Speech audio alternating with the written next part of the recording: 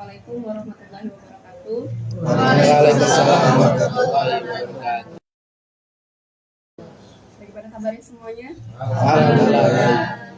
Alhamdulillah, di program Wawasan Umum rutin bulanan bukan rumah Quran mahasiswa, kakak di sini pengen mendengar materi-materi yang sudah kalian pelajari akhir-akhir ini dan tolong dipaparkan secara bergantian yang akan dimulai dari Lulu.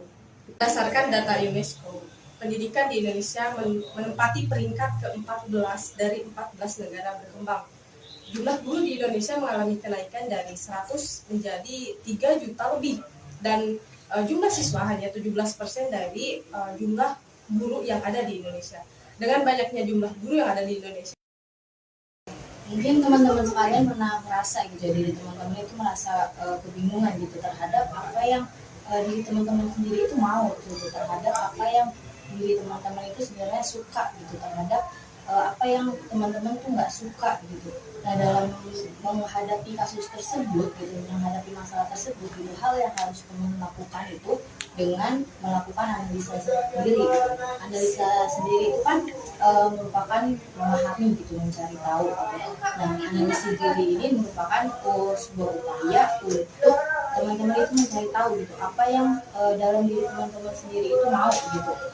Nah, kenapa sih analisa diri ini perlu kita lakukan gitu? Karena salah satunya itu Imam Al-Ghazali itu pernah mengatakan bahwasanya man arafa nafsahu wa man arafa bahu gitu. Bahwasanya ketika kita mengenali diri kita sendiri gitu, maka kita mengenali Tuhan kita gitu. Nah, salah satu hal yang menjadi mengapa kita perlu analisa diri. Bicara tentang mahasiswa, apa itu mahasiswa? Mahasiswa adalah seorang yang sedang menempuh pendidikan di dalam universitas, institut, atau perguruan tinggi lainnya. Nah, di sini pernah nggak teman-teman mikir gitu, kenapa mahasiswa sebagai orang yang demo di jalanan, menyampai aspirasi rakyat gitu? Nah, kita harus tahu dulu peran mahasiswa itu apa sih? Peran mahasiswa untuk bangsa ini adalah agen perubahan, udah jelas. Kemudian pengontrol sosial, pengendali sosial juga bisa, penjaga nilai luhur, kekuatan moral. Mungkin teman-teman sudah pernah merasakan depresi ketika sedang ada tugas. Nah, itu disebut gangguan kesehatan mental. Nah, apa sih kesehatan mental yang baik itu? Kesehatan mental yang baik itu adalah ketika suasana batin kita terasa tenang, tentram, dan nyaman, sehingga kita bisa melakukan atau menikmati kehidupan kita sehari-hari dan bisa menghargai orang lain yang ada di sekitar kita. Ciri-ciri kesehatan mental ya tadi depresi, kemudian stres, dan lain-lain. Nah, gimana sih cara menjaga kesehatan mental itu? Cara menjaga kesehatan mental itu kita memakai waktu kita sebaik-baik mungkin agar lebih efektif lagi. Terima kasih. Pasti sudah tidak asing lagi ya dengan istilah problem solving. Nah, problem solving itu adalah kemampuan untuk mencari solusi dalam suatu persoalan atau permasalahan. Seperti yang Hafiz katakan tadi, salah satu skill yang harus dimiliki oleh mahasiswa sebagai agent of change adalah problem solving itu sendiri. Karena dimana nanti ketika kita terjun ke dalam masyarakat, kita akan dihadapkan dengan berbagai persoalan. Contohnya seperti ketika kita melakukan pengabdian masyarakat di 3 daerah yang berbeda. Di situ pula terdapat 3 permasalahan juga yang berbeda dari desa tersebut. Di antaranya permasalahan dalam pendidikan, ekonomi, akses jalan, dan lain-lain lagi. Problem solving yang lain, problem solving juga bisa diterapkan dalam kehidupan sehari-hari ketika kita ada masalah di kelas, ada persoalan di organisasi. Jadi kita bisa menerapkan problem solving itu dengan baik, dan ketika kita mencari solusi bisa tenang dan tepat. Terima kasih. Berpikir ilmiah itu kan merupakan suatu proses untuk memperoleh pengetahuan yang sesuai dengan kebenarannya. Nah, ada 4 metode kerangka ilmiah, yaitu yang pertama itu adalah metode keteguhan. Artinya seseorang yang berpegang teguh pada satu pendapat dan sudah sangat mempercayai kebenarannya, yaitu sejak dulu. Nah, metode yang kedua itu adalah metode otoritas, merupakan sesuatu yang sudah diyakini kebenarannya dengan cara merujuk pernyataan orang yang dianggap ahli atau memiliki otoritas. Nah, yang ketiga adalah metode intuisi. Metode intuisi itu merupakan sesuatu yang dikatakan benar berdasarkan keyakinan yang tidak perlu pembuktian lagi. Nah, yang terakhir itu adalah metode ilmiah.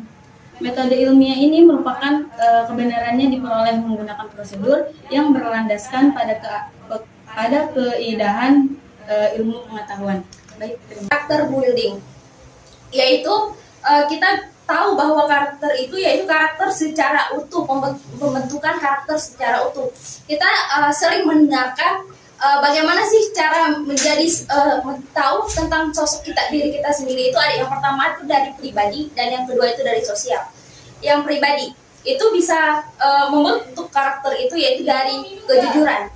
Orang menilai kita dari kejujuran kita, dari kejujuran dalam bersikap, ucapan maupun perbuatan. Dan yang kedua itu adalah disiplin.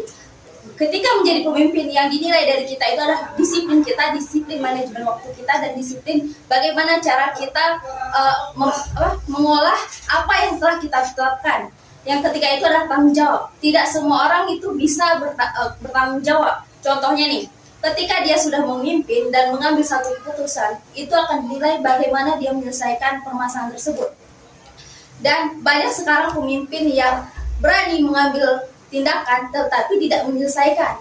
Contohnya juga mahasiswa. Mahasiswa ketika sudah mengambil satu judul dalam kuliahnya, dia akan berpikir bahwa ketika semester selanjutnya bahwa saya salah mengambil jurusan. Itu sebenarnya harus diselesaikan ya, karena itu kan tindakan dari kita sendiri. Dan juga dari sosial. Dari sosial kita sebenarnya kalau dari pembentukan karakter itu dari teamwork. Dari teamwork itu kita bisa dari pendapat teman ataupun segala macam. Ketika kita dibentuk dalam satu instansi atau kelompok, itu yang dituntut ketika menjadi seorang pemimpin itu adalah tanggung jawab dan bagaimana cara kita memimpin kelompok kita tersebut. Apa itu leadership atau kepemimpinan?